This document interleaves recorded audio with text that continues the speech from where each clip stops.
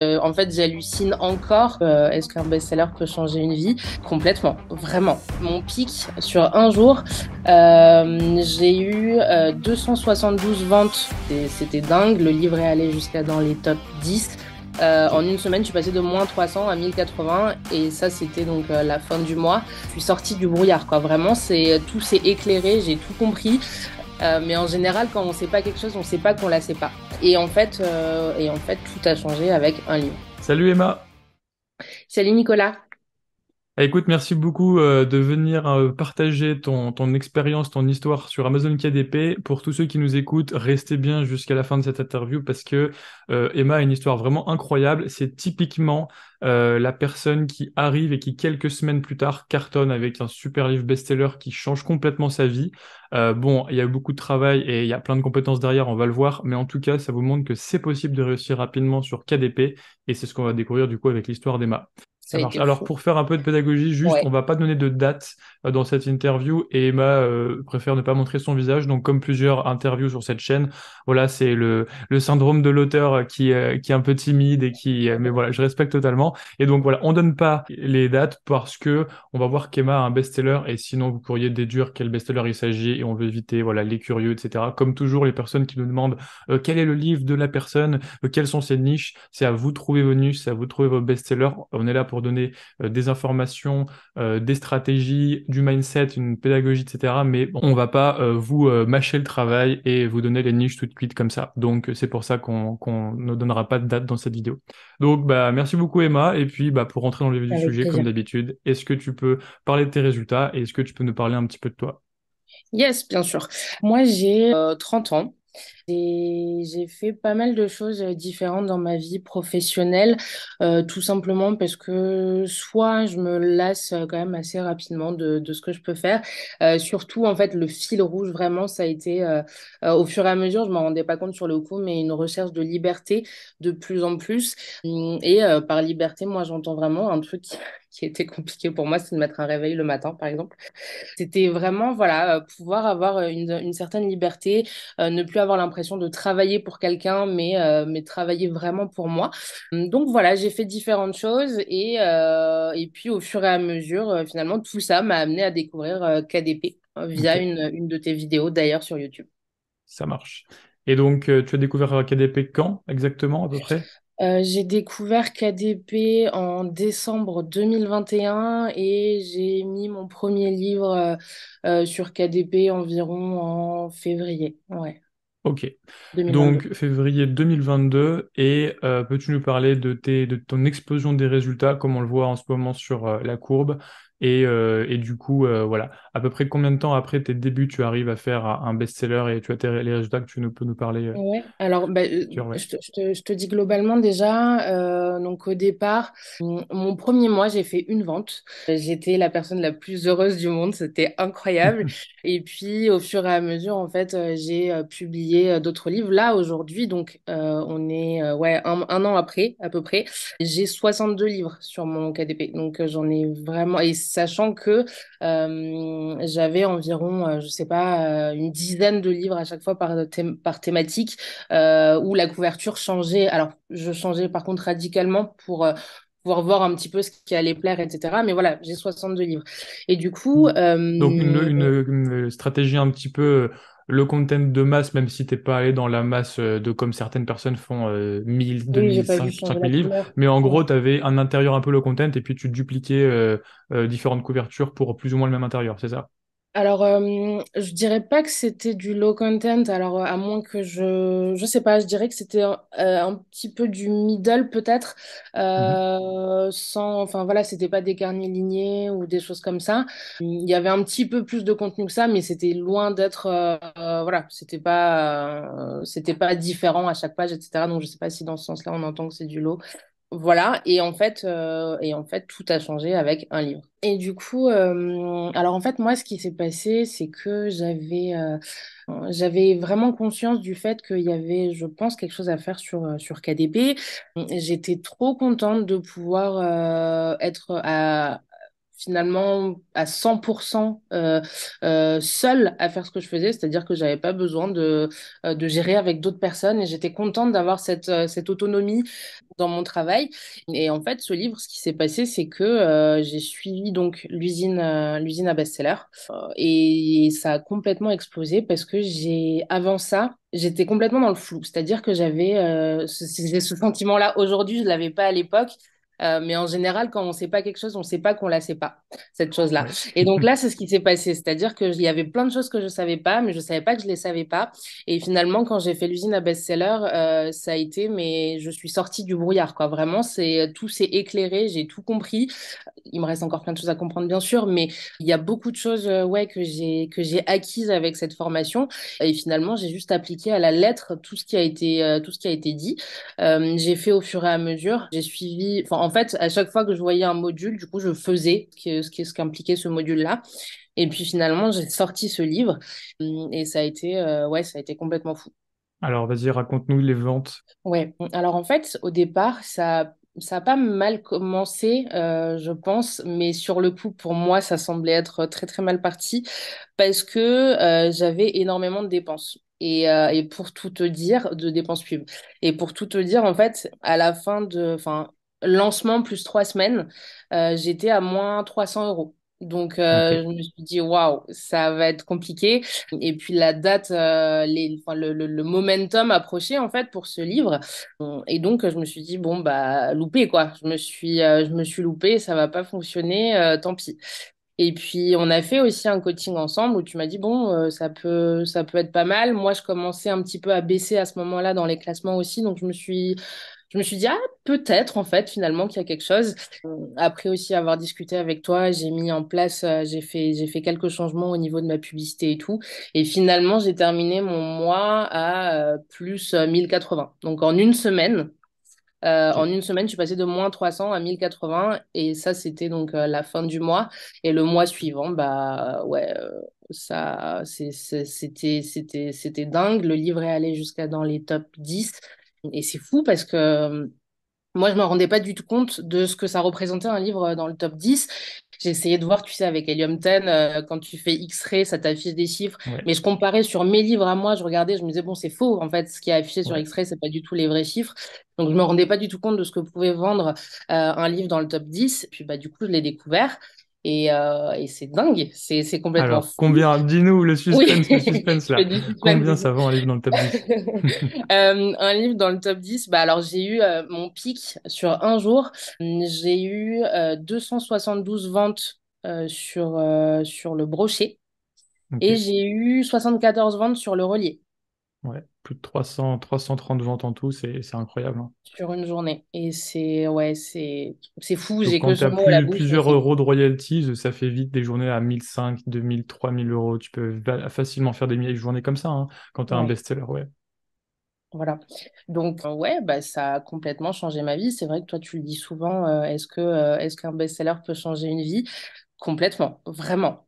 Moi, en fait, j'hallucine encore de ce que ça a pu être et surtout, j'ai hâte de voir les résultats sur tous mes prochains livres. J'en ai fait d'autres entre-temps que j'ai pas encore sortis, donc parce que j'attends les bons timings, etc. Donc, on va voir ce que ça va donner.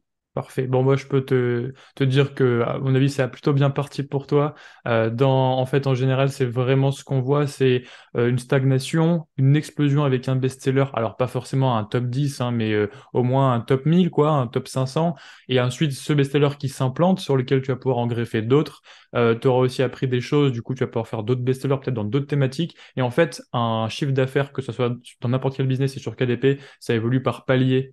Mm. Donc, c'est pas du tout linéaire, c'est pas une augmentation qu'on a tous les ans comme quand on est salarié, etc. C'est vraiment des pics et ensuite on place des plateaux. Et donc là, tu as passé un plateau, tu en passeras un deuxième, un troisième, etc. Donc, bien sûr, il faut s'attendre à ce que le soufflet retombe un peu après le pic, Ouais. mais il retombera jamais au niveau qu'il était avant, il retombe toujours beaucoup plus haut. Et en fait, c'est ça, tu grimpes des marches au fur et à mesure. Donc voilà, pas de souci, hein, tu peux te rassurer normalement pour les prochains mois, ça va continuer à bien marcher. Top. Donc moi je connais ton livre, je sais qu'il est très beau, je sais que t'as un très bon branding, tout était parfait dans ton livre. Enfin, tu as appliqué la formation Luna Best-Seller, mais tu as quand même un talent naturel pour faire les choses correctement et tout ça. Enfin, franchement, tu fais les choses bien. Donc, qu'est-ce qui, pour toi, fait ta différence? Pourquoi tu as réussi? Pourquoi ce livre a réussi? D'où tu tires tout ça? Merci beaucoup. C'est une bonne question. Je saurais pas répondre très précisément à ça. J'ai énormément, ne serait-ce que la couverture, en fait, j'ai énormément bossé dessus parce que à chaque fois, je trouvais qu'il y avait quelque chose qui allait pas. Et si tu veux, moi, dans ma tête, le but, à chaque fois que je fais une couverture, c'est quand on la voit, qu'on se dise, ah bah tiens, il y a Marabout qui a sorti un nouveau livre. Tu vois? En fait, Ok. j'essaye de vraiment aller sur quelque chose de professionnel et qu'on se dise pas que c'est du KDP, et qu'on puisse limite mettre chez soi et que ce soit beau, quoi, que ce soit joli. Ouais. Donc j'axe vraiment là-dessus et souvent et ça a été le cas pour ce livre en question. J'avançais sur la préparation de la couverture et je trouvais qu'il manquait quelque chose. Je trouvais que il y avait des polices qui allaient pas les unes avec les autres, Mhm. que c'était vide en fait parfois même, qu'il manquait, voilà, que ça faisait pas pro quoi. Et donc j'ai cherché, j'ai vraiment testé différentes choses. Je suis passée par des choses vraiment très très moches et j'ai pris du recul. Je me suis posée dessus. J'ai recommencé le lendemain pour bah voilà à tête reposée voir ce que ça rendait et que du coup bah en l'occurrence c'était vraiment dégueulasse. Et finalement, j'en suis arrivée à ce résultat qui m'a ouais satisfaite et je l'ai testé sur différentes personnes aussi pour voir si ça pouvait à leurs yeux être quelque chose d'achetable. Ok, bah tu disais au début je sais pas trop, etc. Et puis tu nous as raconté ça. Je pense que c'est très clair en fait et que c'est exactement pour ça que tu as réussi. C'est tant qu'on n'est pas 100% satisfait, qu'il n'y a pas l'effet waouh, c'est qu'il y a un truc qui va pas. Et tu dis il manquait quelque chose. On ne sait pas trop ce qui manque, mais il manque quelque chose. Tant que vous avez ce sentiment qu'il manque un truc, c'est pas encore ça. Il faut continuer, continuer, laisser décanter, y revenir quelques jours après, quelques semaines après. Et du coup, est-ce que tu pourrais nous dire combien de temps tu as passé sur ta couverture? Si on alors pas forcément en termes d'heures, mais entre le début où tu commences à penser au livre et au moment où tu es satisfaite, il se passe combien de temps? Alors, ce livre, en fait, au total, j'ai mis environ 2 semaines à le faire. Ok. C'est-à-dire que du jour où j'ai eu l'idée de le faire et le jour où j'ai voulu le publier, il s'est passé 13 jours. Mais alors, j'ai vraiment bossé dessus parce que, en fait, j'ai vu que le timing était short. Et donc, je me suis dit, si je veux réussir à le sortir, c'est now.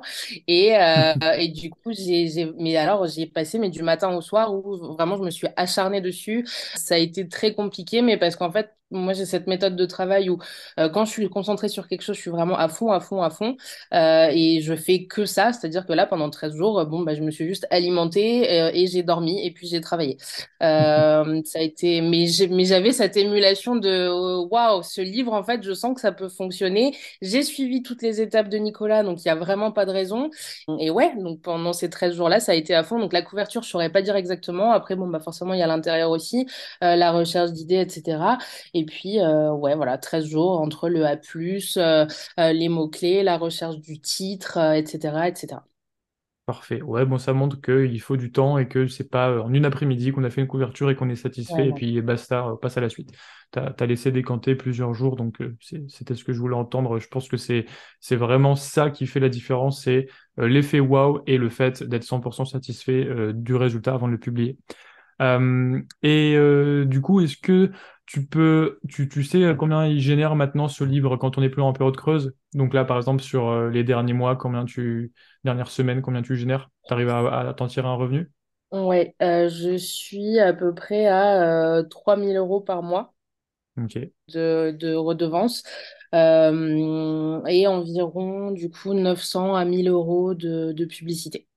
Ok, donc un tiers de dépenses pub, ça reste des bonnes Ouais. dépenses pub, mais tu es dans une Ouais. thématique concurrentielle, c'est nécessaire, c'est pas grave. Tu parlais de moins 300 euros le premier mois, c'est Mm, pas grave du tout. Il faut être capable de dépenser moins 300, moins 500, moins 1000, d'où l'intérêt d'être sûr d'avoir bien validé la thématique et d'être sûr que ça soit rentable avant de dépenser pour rien, mais ça me paraît tout à fait normal. Tu dépenses 1000 pour gagner 3000, voilà, tout le monde serait OK pour dépenser 1 euro pour en gagner 3, quoi, pas de souci.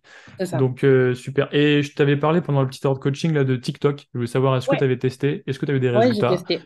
Ouais. J'ai testé, je suis un peu sortie de ma zone de confort parce que TikTok, c'est pas du tout ma génération, ça me fait très mal de le dire, mais c'est le cas et j'accrochais pas du tout avec ça.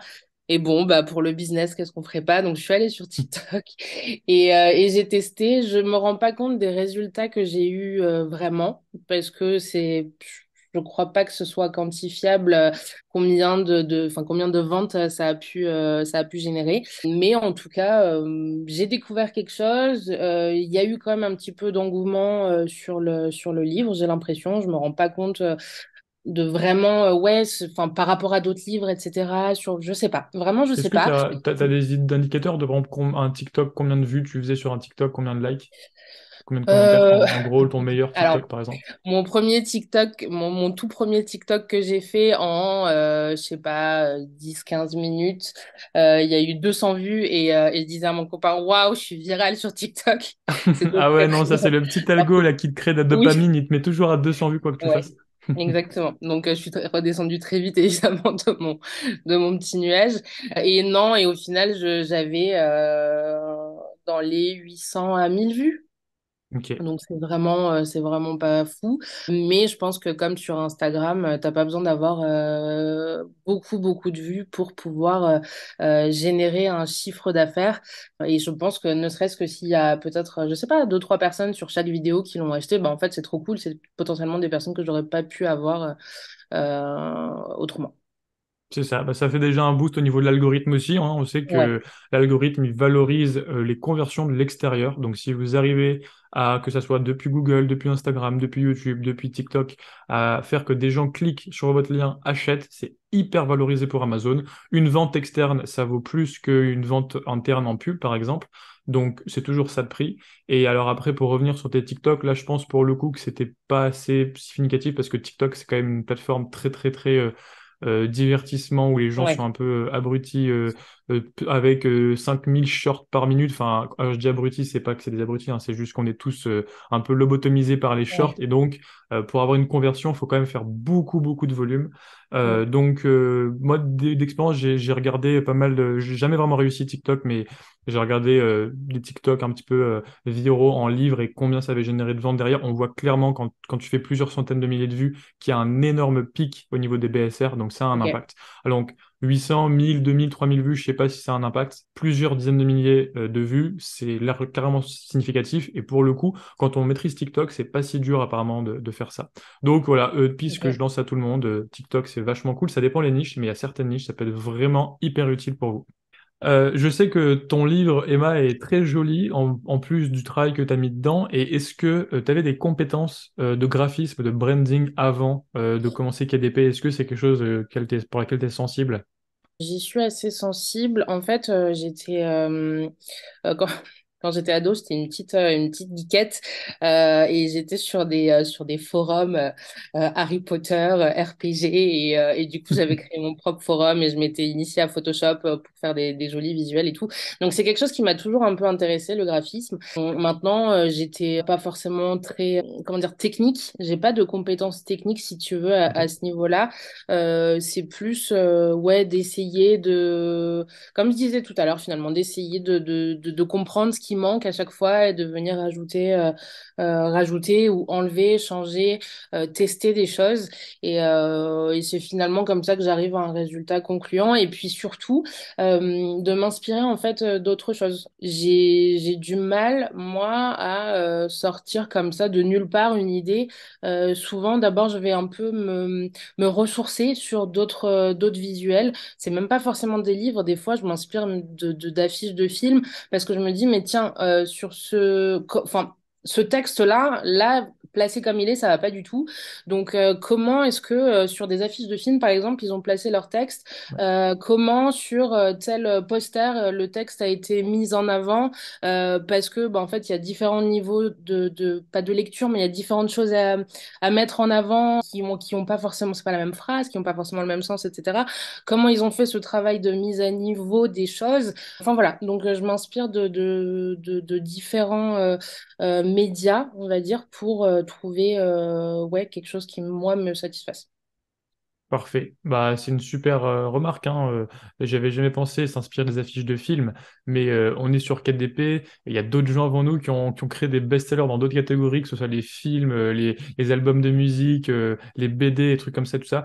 Bon, bah, il faut s'en inspirer, hein. Il faut pas réinventer la roue tout le temps. On a la chance, si on a les méthodes marketing modernes de KDP et qu'on utilise un peu le savoir-faire des maisons d'édition, des films, de toutes des publicitaires, etc. Enfin, on peut faire de la magie, en fait, hein, vraiment, et en combinant les deux mondes. Donc, c'est ce que tu as fait et c'est pour ça que ça réussit. Ça m'étonne pas du tout.